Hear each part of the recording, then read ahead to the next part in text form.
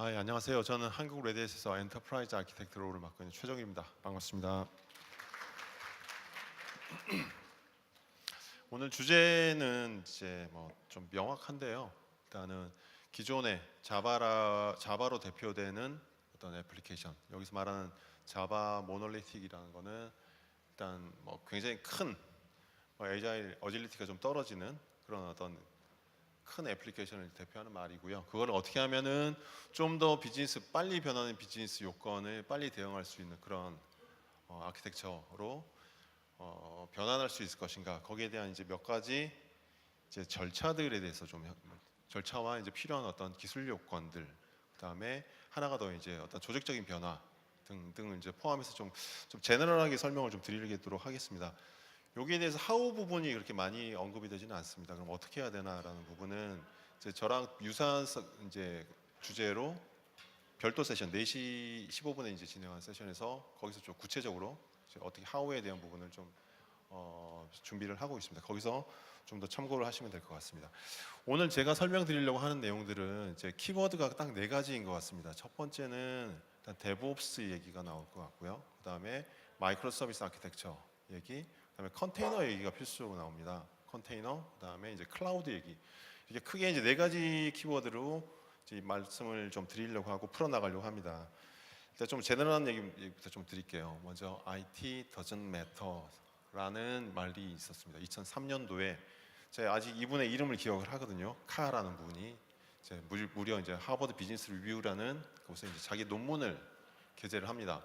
2003년도에 저는 이미 그때도 이제 IT 쪽에서 종사를 하고 있었고 뭔가 개발자로서 열심히 하고 있었는데 이런 얘기를 했어요, 이분이. 그래서 이제 직역을 하면 IT는 별로 이제 중요하지 않다.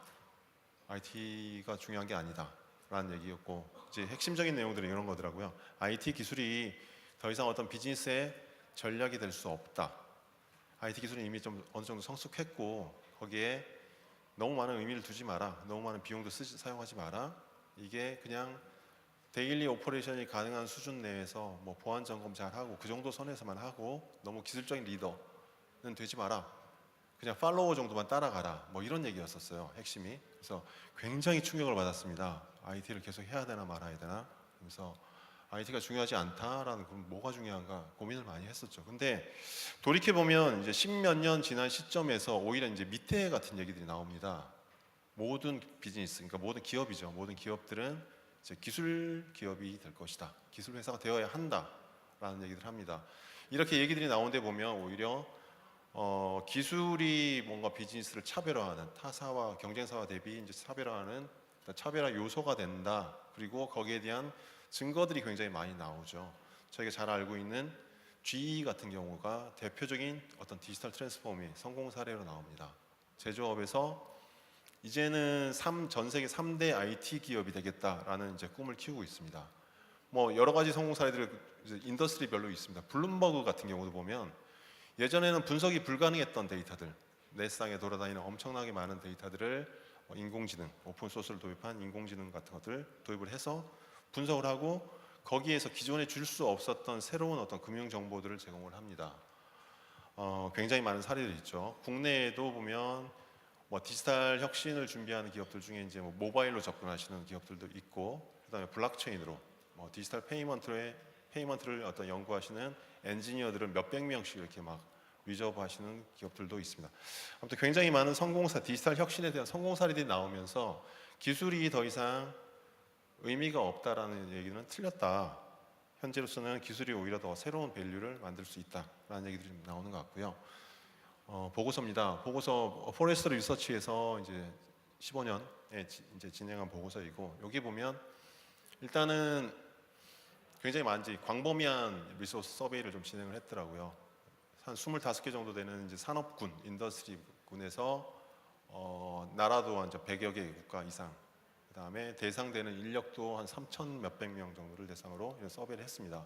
그러니까 굉장히 이제 디지털 트랜스포메이션 준비하는 데 있어서는 하나의 이제 좀 중요한 자료로서 이렇게 참고가 되고 있는 보고서인데, 거기서 이런 얘기가 나왔어요.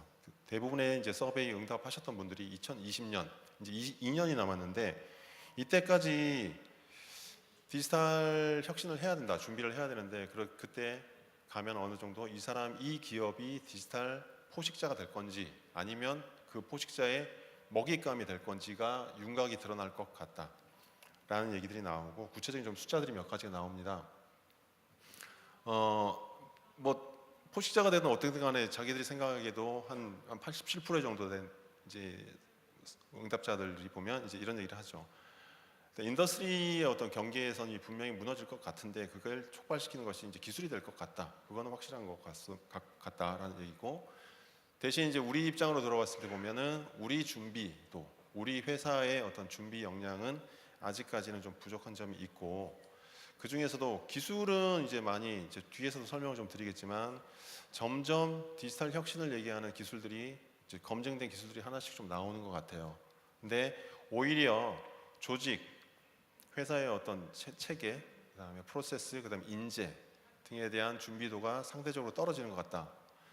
이런 얘기들이 나옵니다. 처음에 저희가 이제 뭐 디지털 혁신을 얘기하면 거기에 이제 디지털 혁신의 기술뿐만 아니라 조직 뭐 이런 게 같이 이제 판단이 되는데 어세스먼트 프로그램 같은 걸 돌려요. 예를 들어서 이 기업이 얼마나 디지털화되기 위한 준비도가 되는가를 얘기할 때 모델들을 이렇게 만듭니다. 만들면 3단계 정도로 나눠지죠. 초기 단계, 디벨로핑, 그다음에 머추어드 이런 형태로 되는데, 초기에는 굉장히 많은 이제 갭들이 발생합니다. 우리 회사가 디지털 혁신을 하기 위해서 필요한 인력의 양, 총량 플러스 그래서 우리가 가지고 있는 인재 양 보면 초기에는 굉장히 큰 갭이 발생을 해요. 근데 이게 쉽게 빨리 이제 갭이 줄어들지는 않습니다. 오히려 이제 이탈하시는 분들, 우리 C-레벨 보니까 디지털 혁신에 대한 어떤 비전이 없다, 로드맵이 없다라고 해서 이탈을 하시는 분들이 더 많아지고, 근데 그분들이 이렇게 이탈하시는 분들이 판단 기준들을 보면 단순히 기술만을 의미하지는 않습니다. 문화, 조직 이런 것들을 구체적으로 전체적으로 다 보고 판단을 하세요. 근데 혁신을 잘 준비해 나가시는 기업과 그렇지 못한 기업들, 비전 차이가 나는 기업들을 보면은 이렇게 이탈률들이 거의 한 7배 이상 차이가 납니다. 그래서 굉장히 중요하다. 기술뿐만 아니라 어떤 조직, 프로세스, 인재 관리 이런 면에서도 여러 가지 점들을 준비를 좀 해야 된다.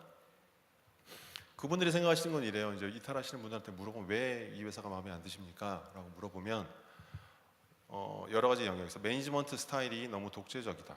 일하는 방식이 너무 나 혼자 한다. 나 혼자 먹고 죽어야 되는 분위기다. 그다음에 의사결정 구조가 뭔가 경험치에 의한 어떤 굉장히 이제 어느 날 매니저의 어떤 그냥 욱하는 거에서 결정이 되는데 바람직하지 않다. 데이터 기반으로 의사결정이 됐으면 좋겠다. 이런 얘기들이 나오고요. 협업이 좀 잘 됐으면 좋겠다. 여러 가지 얘기가 나와요. 그래서 디지털 혁신을 얘기할 때 기술 쪽에서는 이제 어떤 기술이 굉장히 중요한 건 확실해졌다. 그래서 IT 매터스다라고 얘기를 하는데 준비할 것도 굉장히 많다라는 점들이 좀 언급이 되고 있습니다. 범위를 좀 줄여서 얘기를 하면요. 디지털 혁신은 저희가 이제 굉장히 큰 주제죠. 여러 가지 준비할 것도 정말 많습니다. 근데 이제 좀 한 기업으로 돌아와서 우리 내부에서 디지털 혁신을 준비해야 될 때 그러면은 범위를 좀 줄여보자. 우리 뭘 준비해야 돼? 라고 할 때도 또 똑같은 일들이 발생을 합니다. 왼쪽에 있는 코끼리는 이름이 사일로고요. 오른쪽에 있는 코끼리는 이름이 모놀리틱입니다. 그러니까 애플리케이션 기술이죠. 기술과 조직 두 가지 문제점들이 발견이 돼요. 흔히들 발생하는 일입니다. 너무 큰 애플리케이션. 비즈니스 시나리오는 정말 잘 만들어 놓고 그걸 반영하기 위한 어떤 기술 하다 보니 우리 애플리케이션 구조가 이렇게 커서 뭔가를 빨리 반영을 할 수가 없는 구조. 하나의 바틀렉이 있고 그거를 뒷받침할 수 있는 조직도 굉장히 코끼리만큼 큰 어떤 그 사일로로 나눠진 어떤 저런 문제점들이 있더라. 여기에서 이제 두 가지 좀 화두가 나오는 것 같습니다. 저는 계속 그 두 가지 주제를 말씀을 드릴게요. 기술과 조직 두 가지 측면에서 말씀드리면 먼저 기술부터 좀 말씀드릴게요. ABC라는 제조사입니다. ABC라는 제조사가 80년대, 90년대 그다음에 현재까지의 어떤 발전 모습들. 그러니까 쉽게 얘기하면 오더 프로세스라고 보시면 될 것 같아요. 오더 투 캐시까지 가는 어떤 프로세스를 보시면 되는데 80년대에 보면 뭔가 시스템이 있긴 있습니다. 그래서 내 공장의 기계가 파트가 부품이 하나 더 낡아서 교체를 해야 된다. 아니면 원자재를 더 추가를 해서 오더를 내야 된다라고 했을 때 절차들. 현장 관리자 플랜트 매니저가 세일즈 랩에게 요청을 합니다. 전화나 구두상으로. 그다음에 그 사람이 또 마찬가지로 전화나 팩스나 수기 작업한 내용을 가지고 이제 요청을 하면 그 데이터를 입력하시는 분이 따로 있죠. 시스템에. 저런 절차를 거쳐서 하나의 프로세스가 오더 프로세스가 완성이 되고, 90년대 되면서 이제 GUI 환경이 좀 많이 개선이 되면서 저 데이터 단순히 엔트리하던 분들이 이제 더 이상 없어졌어요. 좀 더 간결한 어떤 프로세스를 가져가고 웹이 되면서 또 더 단순해집니다. 현장에 계시는 분들도 이제 내가 필요한 걸 내 시스템에서 데스크탑에서 직접 입력하실 수 있는 어떤 그런 상태가 됐어요. 모바일이면 데스크탑까지도 필요 없죠. 그냥 현장에서 그 자리에서 내 스마트폰으로. 그 다음에 things 근래 모습입니다. 근래 모습은 제가 이제 제조사 예를 들었기 때문에 제조사에서 IoT 얘기를 할 때 보면 가장 베스트 시나리오가 그거인 것 같아요. 그러니까 뭐 대부분이 아시겠지만 뭐 사전 예측 보존, 뭐 예측 보존이라는 표현을 씁니다. 그다음에 뭐 에셋 매니지먼트가 굉장히 좋은 시나리오이다. IoT를 위해서. 그러니까 공장 기계를 굉장히 라인을 운영을 많이 하셨던 분들이 갖고 있던 어떤 업무 노하우 이런 것들을 이제 물론 룰화 시켜서 반영을 해요. 그러면 그 애플리케이션이 자동으로 이 부품은 언제쯤에 교체를 해야 된다라는 걸 판단을 하죠. 그래서 즉각 머신과 머신끼리 뭔가 이제 요청을 하는 어떤 그런 프로세스로 점차 이렇게 기술적으로 진화를 하고 있습니다. 기술 얘기였고요. 이제 조직 얘기로 돌아오면 또 똑같습니다. 여기도 기술적인 혁신이 나올 수 있는 어떤 볼륨이 이만큼 된다면 마찬가지로 조직이라는 관점에서도 굉장히 큰 개선만 잘 된다면 굉장히 큰 효과를 볼 수 있다가 핵심이고요. 여기서도 말하는 거 보면 일단 숫자들이 몇 가지 나오는데 거기도 보면 잘 조직된, 잘 정의된 조직을 운영하면 기존보다 훨씬 더 많은 디플로이를 가져갈 수 있다. 애플리케이션 디플로이를 뭐 최대 200배. 물론 이 숫자는 이제 뭐 서베이하는 시나리오에 따라서 달라질 것 같은데 최대 200배. 그다음에 뭐 24배 정도의 빨리 뭐 장애가 발생했을 때 리커버리를 할 수 있다. 그다음에 어떤 실패율 물론 한 3분의 1 정도로 줄일 수도 있다. 이런 어떤 그래서 조직이 발생시킬 수 있는 조직을 잘 어떻게 오거나이징 하는가에 따라서 기술뿐만 아니라 굉장히 큰 비즈니스적인 효과를 낳을 수 있다. 그리고 이제 이후부터 제가 계속 반복적으로 말씀드릴 부분인데 코드 실제 개발자가 개발한 코드는 뭐 애플리케이션 잘 만들고 테스트까지 완료됐다 하더라도 스테이징이 있다 하더라도 결국은 디플로이가 돼야만 의미가 있습니다. 그러니까 실제로 프로덕션 환경이 돼야만 그게 이제 비즈니스적인 어떤 밸류를 낳겠죠. 그래서 그런 관점에서 좀 지켜보시면 될 것 같고 그래서 제가 오늘 주제로 잡은 기존의 어떤 큰 공룡 코끼리 같은 모놀리틱 애플리케이션을 어떻게 하면 좀 더 개선된 형태로 만들 것인가에 보면 크게 저희는 6단계 정도를 생각을 하고 있습니다.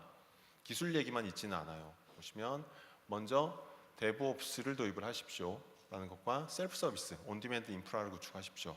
그다음에 뭐 자동화 툴들을 많이 활용을 하십시오. 그다음에 CI/CD 디플로이 굉장히 많이 나오죠. CI/CD 툴 같은 것들을 잘 활용하라. 그다음에 이제 디플로이도 테크닉이 좀 여러 가지가 있는 것 같습니다. 거기에 충분히 활용을 하시기 바랍니다. 라는 것과 궁극적으로는 애플리케이션의 아키텍처를 바꾸십시오. 이 총 6개의 단계로 말씀을 좀 드리겠습니다. 사실 이것만 놓고 보면은 제목만 봐도 대충 제가 무슨 얘기를 하실지는 다 이해를 하실 것 같아요. 그래서 간단하게 좀 설명을 드리면 데브옵스입니다. 데브옵스는 뭐 데브와 옵스 사이가 섭 사이에 이제 벽이 하나 있고 저 사이에 별로 콜래버레이션, 커뮤니케이션도 없는 상태에서 했을 때의 모습과 둘이 협업을 잘 하고 내가 개발한 애플리케이션은 내가 운영한다라는 어떤 그런 어떤 관점에서 보면은 굉장히 많은 시너지들이 발생을 한다. 이건 어떻게 보면 이제 조직적인 문제이면서 기술적인 내용들이 약간 묻어 있습니다. 뒤에서 좀 더 상세히 설명을 드리겠습니다. 셀프 서비스 부분 마찬가지입니다. 셀프 서비스는 단적인 예로 클라우드라고 보시면 될 것 같아요. 클라우드 기술이 이 부분을 굉장히 많이 해결을 할 수 있습니다. 클라우드 기술은 사용을 하셨겠지만 제가 원하는 서버 구성, 실제 프로젝트 시작하고 이전 모습을 보면 뭐 하드웨어 구매, 뭐 네트워크 구성하고 여러 가지 소프트웨어 스택들을 쭉 쌓는 과정들이 굉장히 많은 시간들이 걸리죠. 그때 들어갔던 시간보다 현재는 내가 원하는 리소스만큼을 내가 그냥 틱틱틱 선택해서 즉시 서버 환경을 구성하는 이런 이제 기술들이 나와 있습니다. 그래서 클라우드 환경이 아마 이런 인프라를 구축하는 굉장히 좋은 기술이 될 것 같고 다른 용어로는 뭐 인프라 에저 코드 막 이런 표현을 씁니다. 인프라 스트럭처 에저 코드. 그러니까 실제로 클릭 몇 번이 내부에서는 서버 환경을 구성하는데 코드 몇 줄이거든요. 그런 코드들이 쭉 실행돼서 즉시 내가 원하는 어떤 운영 개발 환경을 구축할 수 있다. 그래서 뭐 이전에 티켓팅을 실제 IT 인프라 팀의 티켓팅을 하고 기다리고 비싼 인력 개발자들이 어떻게 보면 이제 상대적으로 좀 싼 VM 환경을 기다리는 좀 이런 현상들이 발생을 했었는데 그런 환경들을 좀 없애 나갈 수 있다. 클라우드가 굉장히 좀 유용한 기술 같습니다. 오토메이션 굉장히 중요합니다. 여기 이제 피닉스 서버, 뭐 스노우플레이크 이렇게 있는데 만약에 장애가 발생했다라는 상황을 전제로 하면 오토메이션은 굳이 뭐 장애가 아니라 평상시에도 굉장히 여러 군데 적용할 수 있는 기술이지만 그 상황을 좀 전제로 설명을 드리면 저희가 공들여서 쌓아놓은 뭐 OS부터 가상화 솔루션 뭐 여러 가지 소프트웨어 스택들 거기에 패치 그다음 내가 만든 애플리케이션 전체 다 올려놨던 서버가 운영 중에 장애가 발생해서 완전히 망가져 버렸어요. 그 상황을 즉시 이제 반영을 다시 원복시킬 수 있는 기술에도 오토메이션 기술이 굉장히 적용될 여지가 많습니다. 오토메이션 툴들은 뭐 퍼핏이나 앤서블 이런 걸 써보시는 분들은 잘 이해를 하시겠지만 거기에 그냥 스크립트가 쭉 있죠. 어떤 작업을 실행을 해라는 스크립트가 쭉 있습니다. 인프라스트럭처를 쭉 구축하고 소프트웨어 스택을 쭉 설치하고 패치 못 깔고 설정을 어떻게 하고 어떻게 하는 것들을 그냥 쭈루룩 스크립트로 실행할 수 있는 이런 기능들이기 때문에 좀 전에 설명드렸던 어떤 인프라스트럭처 코드라는 부분에서 굉장히 빠른 속도로 리커버리를 할 수 있다는 특징 하나와 컨테이너 기술도 하나의 좋은 대안이 될 것 같아요. 컨테이너는 컨테이너 기술을 활용해서 만든 어떤 애플리케이션 생각해 보면 그 안에는 사실 이게 어떻게 보면 잘 만들어진 골든 이미지 같은 그리고 저장소에 넣어놨다가 필요한 시점에 불러내서 사용할 수 있는 기술이기 때문에 저런 어떤 장애가 발생했을 때 즉시 이제 원래 이제 저장소에 있었던 그 어떤 골든 이미지에 이제 컨테이너를 즉각 디플로이해서 대응을 할 수 있다. 여러 가지 면에서 이제 오토메이션 기능이 굉장히 중요한 하나의 꼭지가 될 것 같습니다. 이런 작업도 하다 보면은 굉장히 좀 손이 많이 가요. 의외로 굉장히 좀 시간도 많이 들어가고 이런 작업들 하나 뭐 휴먼 에러 때문에 안 돌아가는 상황들이 많이 있죠. 이런 작업들을 이제 애플리케이션이 처리하게 툴이 처리하게 해서 휴먼 에러도 줄일 수 있다라는 특징이 있고요. CI/CD 디플로이먼트 뭐 파이프라인 뭐 여기 있으면 설명을 드리겠습니다.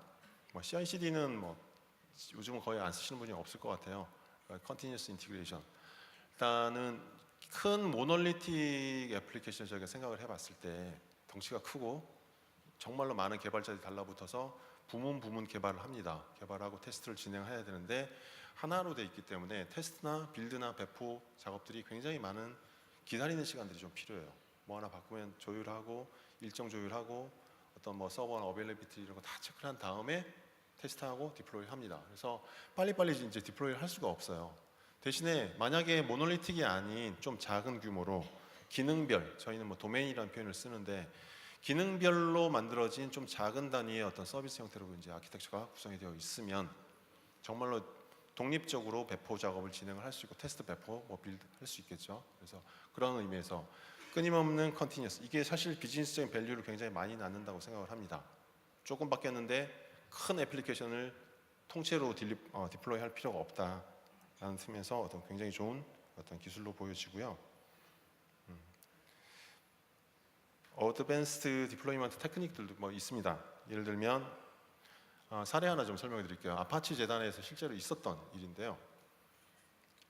스트러치 많이 사용하시죠. 스트러치에 보면 스트러치에 버그가 있었어요. 2.3.15.1에서 아주 좀 큰 보안 이슈가 있었습니다. 그걸 찾아냈어요. 아파치 재단에서 긴급 공지를 이제 올렸습니다. 2.3.15.1에 이러이러한 보안 이슈가 있으니 즉시 빨리 패치를 하기 바란다라고 패치를 이제 냈죠.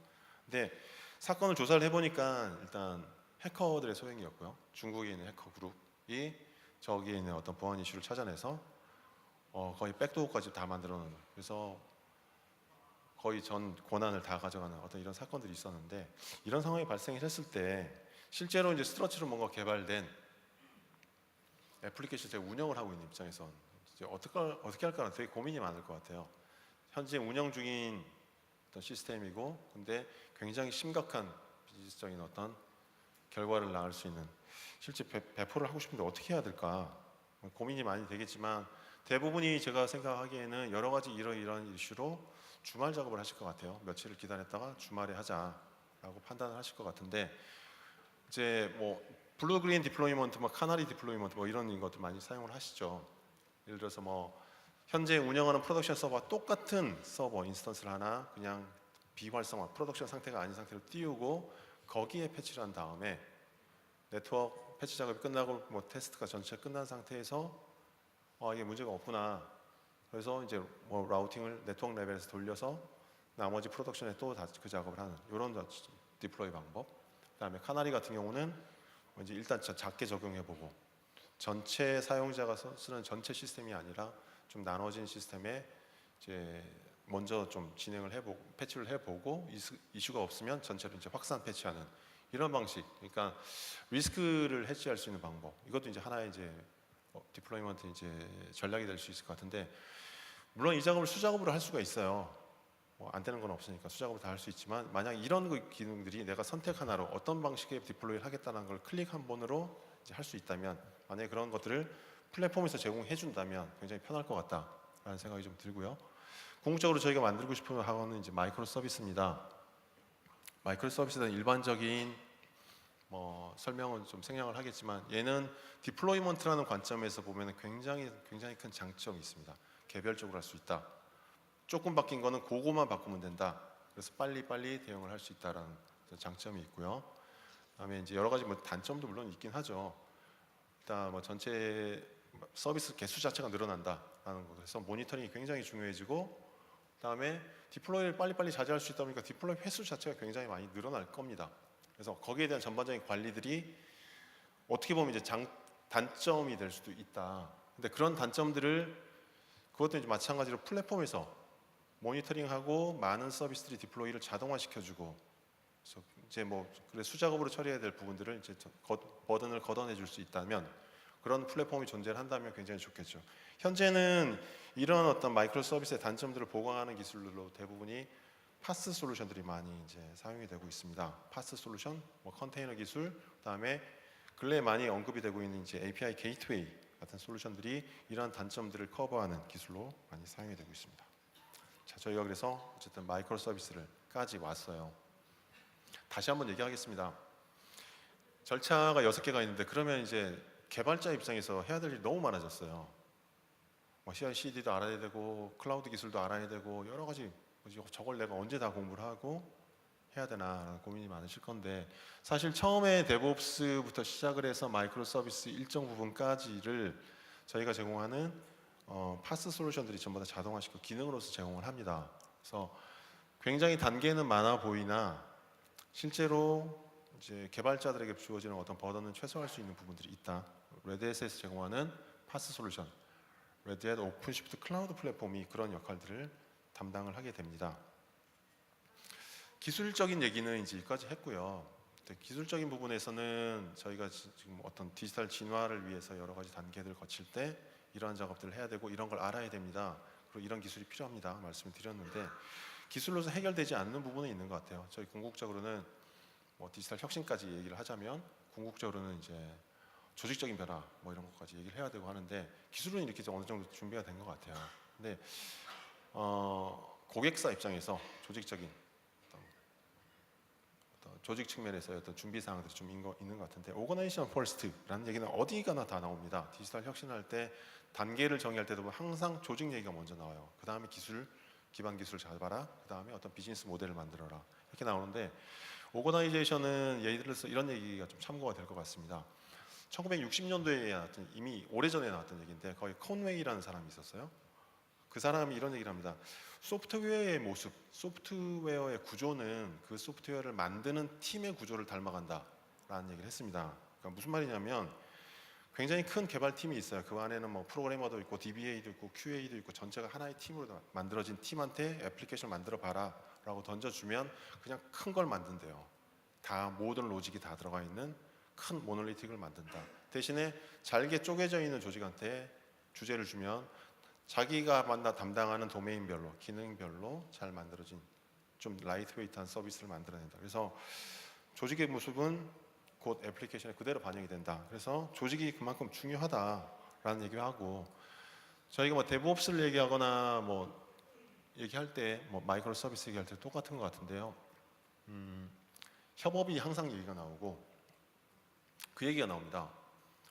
피자 두 판의 법칙. 뭐 예를 들어 이거는 이제 아마존에 계시는 어떤 분이 하셨던 얘기인데 아마존의 제프라는 분이 이제 하루는 이제 상사한테 그런 얘기를 들었대요. IT 팀 내부에서 커뮤니케이션이 좀 활발하지 않은 것 같다. 그러니까 되도록 최대한 많은 사람들하고 더 자주 커뮤니케이션을 했으면 좋겠다라는 오더를 받고는 그 사람이 반발을 했대요. 그러니까 내 생각은 그렇지 않다. 오히려 더 많은 사람하고 커뮤니케이션을 하다 보니까 복잡해지기만 하고 라인만 복잡해지고 의사소통이 더 비효율적이다. 내 생각에는 피자를 두 판 먹을 수 있는 인원 정도가 적합한 것 같다. 너무 작아도 큰 애플리케이션을 만들기 좀 힘드니 자기가 보기에는 그 두 판을 먹을 수 있는 인력 한 8명이 맥스인 것 같다. 그래서 그 정도로 팀을 나누는 것이 좋고 그래야 뭐 협업, 의사소통 등등의 이제 가장 최적화된 어떤 팀 단위인 것 같다. 그래서 그런 모델들이 만들어지고 그런 팀 구성이 만들어졌을 때 가장 어떤 최고의 성과를 낸다라는 의미에서 기술 외에 조직, 그다음에 팀을 구체적으로 어떻게 이제 가져갈 것인가라는 부분들이 이제 어떻게 보면 이제 솔루션 벤더가 제공하는 게 아닌 이제 고객분들께서 이제 고민을 하셔야 될 부분 같아요. 그다음에 라이프롱 러닝 잠깐 중간에 말씀드렸는데 이제 굉장히 새로운 기술들이 많이 들어옵니다. 근데 이제 그 중에 상당 부분을 물론 자동화시키고 툴이 제공을 한다라는 말씀을 드렸고요. 다른 디지털 혁신을 준비하는 보고서 중에 하나 이제 좀 대표적인 게 하나 있어서 보니까 거기도 첫 번째 그럼 변화 단계를 나눠놨더라고요. 첫 번째 변화 단계 조직부터 손을 봐라. 조직의 변화가 필수적이다. 뭐 데브옵스 등등 여러 가지 이유로. 그다음에 두 번째 이제 기술 준비를 하세요라고 하는데 기술 변화가 보면 핵심은 그겁니다. 뭐 데이터를 에셋화하라. 데이터 에셋. 데이터가 돈이 된다. 데이터를 잘 잡고 있고 그다음 기술 혁신을 자체적으로 혼자만 하려고 하지 말고 서드 파티와 협업을 하든지 이 M&A를 하든지 여러 가지 이제 오픈시켜 놓고 생각을 해라. 그다음에 핵심 기술들을 가져가라. 근데 거기에 보면 이런 내용이 나옵니다. 자기들이 보기에는 클라우드, IoT, 머신러닝, 뭐 빅데이터 분석 등등이 핵심 기반 기술이 되어야 한다. 이런 디지털 혁신을 위한 기술들로선 그런 얘기들이 나옵니다. 그리고 세 번째 단계에서 이제 비즈니스 모델의 변경을 얘기를 합니다. 그 정도 기술 기반이 되었을 때 저희가 얘기하는 뭐 G 사례라든지 애플의 앱스토어 같은 에코시스템 기반의 플랫폼 비즈니스를 가져갈 수 있다. 아무튼 세 단계로 이렇게 나누는데 두 번째 단계에서 저희가 배워야 될 기술들이 굉장히 많습니다. 뭐 말씀드렸던 클라우드, IoT, 머신러닝, 빅데이터 분석 여러 가지 이제 기능들이 있습니다. 근데 그 중에 이제 솔루션 벤더들이 제공하는 것들이 있죠. 물론 그걸 이제 처음부터 다 배우시기 너무 힘드실 거니까. 그래서 레드햇도 마찬가지로 여러 가지 솔루션들 제공합니다. 굉장히 많은 솔루션이 있는데 관통하는 철학만 좀 말씀드리면 될 것 같아요. 저희 회사의 모든 제품들은 네 가지 어떤 사상들을 가지고 있습니다. 첫 번째가 애플리케이션의 구조를 이전의 애플리케이션 아키텍처를 예정하는 모놀리틱이 아닌 어떤 마이크로 서비스 같은 형태로 가져갈 수 있게 제품의 기능들을 채워나가자. 두 번째, 클라우드 기술을 이제 극대화하자. 다음에 컨테이너 기술 예전에 생각해 보시면 알 겁니다. 이제 데이터를 이제 애플리케이션을 패키징하는 방식들이 쭉 발전했었죠. 그 중에 근래 가장 많이 이제 사용이 되고 화두가 되는 것들이 컨테이너 기술입니다. 그다음에 마이크로 서비스 아키텍처 말씀드렸죠. 데브옵스를 지원할 수 있는 그런 어떤 기술들, CI/CD 같은 기술들을 전체 저희 회사 솔루션들이 그 네 가지 철학들 다 잘 반영을 하고 있고요. 그것들이 이제 인티그레이션이 잘 된 형태로 제공이 됩니다. 마지막으로 이제 1분이 남았는데요. 컨설팅 오퍼링 같은 것들 저희 가지고 있어요. 진짜 그러면 디지털 혁신을 위해서 우리가 뭘 준비해야 되나라는 부분은 고객들한테 질문을 많이 받습니다. 그 중에 보면 사실 저희는 솔루션 벤더고 기술 중심의 회사이기 때문에 디지털 혁신 과제를 저희가 뽑아드릴 수는 없어요. 그거는 뭐 다른 어떤 컨설팅이 포함이 됐던 아니면 내부의 어떤 정보 전략 팀 같은 곳에서 그런 작업들 하시게 될 건데 아까 중간쯤에 있었던 ABC 컴퍼니 오더 프로세스를 보셨던 그 얘기를 보면 이런 케이스가 나올 수 있을 것 같습니다. 그 회사는 원래 그냥 굉장히 선형적인 프로세스예요. 제조 쪽. 그냥 파이프라인 비즈니스를 가져갔던 회사이고 오더 받아서 뭐 이렇게 하고 제품 만들어서 납품하고 이런 프로세스를 가져갔었고 당시에는 가장 중요한 것들이 보면 이제 ERP였어요. 그러니까 어떻게 하면 리소스를 최적화해서 관리할 것인가, 리소스 컨트롤에 가장 이제 포커스가 맞춰지는 비즈니스였는데 만약 그 회사가 아까 마지막 단계에 IoT까지 도입을 해서 데이터 실시간 분석, 수집 분석이 가능하고 소비자, 그다음에 우리 셀러 입장에서 서로 이해를 만족시킬 서로 다른 밸류를 낼 수 있는 그러면서 앱스토어 같이 마치 GE가 해서 만들었던 뭐 인더스트리얼 IoT 같은 어떤 그런 비즈니스 모델, 아예 플랫폼 비즈니스 형태로 가져갈 수 있으면 좋겠다 해서 과제를 쭉 뽑습니다. 그 이후에 저희를 불러주시면 될 것 같아요. 우리 이런 과제를 뽑았는데 니네가 어떤 것이 가능하냐라는 부분에 대해서 저희들이 이제 답을 드릴 준비가 되어 있습니다. 시간이 약간 1분 30초 좀 지났는데요. 저 중간 밖에 있는 부스에서 계속 서 있을 겁니다. 그래서 혹시 질문이 있으면 와서 물어봐 주시면 이제 답변을 드리도록 하겠습니다. 경청해 주셔서 감사합니다.